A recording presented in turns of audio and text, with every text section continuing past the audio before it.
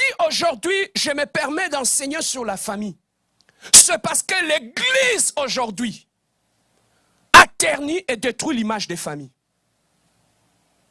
Aujourd'hui, bien-aimé dans le Seigneur, quand tu regardes toutes les prédications que tu suis à la télé, on parle des hôtels, des liens de famille, on parle de la malédiction, on parle de l'envoûtement, n'est-ce pas?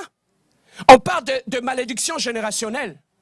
Mais pourquoi, bien-aimé dans le Seigneur, tous ces enseignements-là, lorsqu'on est tellement exposé à ça, le regard, la vision qu'on a par rapport à la famille se détériore.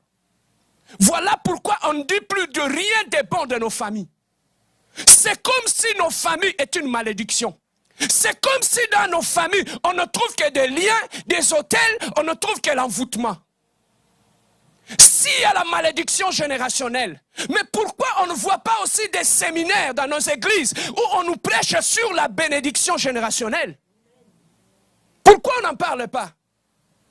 Parce qu'on sait, il faut qu'on te dise que tu es envoûté, tu viens d'une famille envoûtée pour avoir ton contrôle et te demander $500 pour passer à la délivrance. Si on te dit que tu es béni depuis ta famille, ils ne seront pas en mesure de te manipuler. Voilà pourquoi ils t'amènent des enseignements pour amener la paix. Afin que dans la paix, que tu sois facilement manipulable.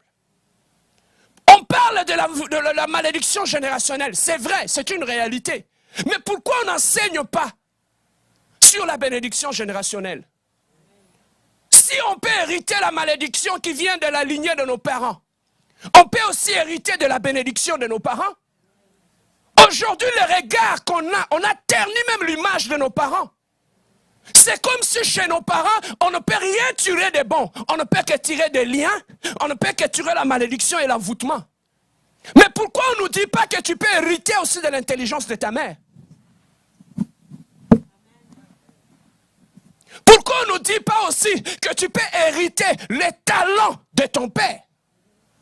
Pourquoi on ne nous parle pas de ces choses-là? On nous a tellement surchargés avec des mauvaises choses. Maintenant, la famille, tout le monde, tout cela a créé quoi? Des suspicions. A créé la peur dans nos familles. Nos familles vivent sous des tensions.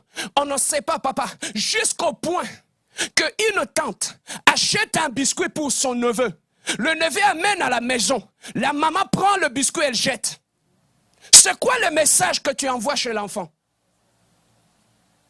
Voilà les familles dans lesquelles nous vivons. Et tout cela, qui ont fait ça? C'est l'Église. Bien-aimé, un pasteur qui n'a jamais vécu dans une église et dans une famille normale ne te parlera jamais du bon côté de la famille.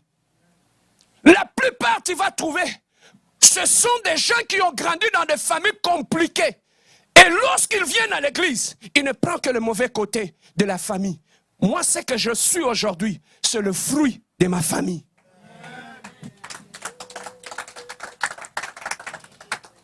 Amen, hein? Moi, les liens peuvent être là. Mais j'ai hérité aussi des liens, des bons aussi, de mes parents. Alors, on n'hérite pas que de mauvaises choses. Bouge ton voisin, dis-lui, tu as hérité aussi de bonnes choses de tes parents.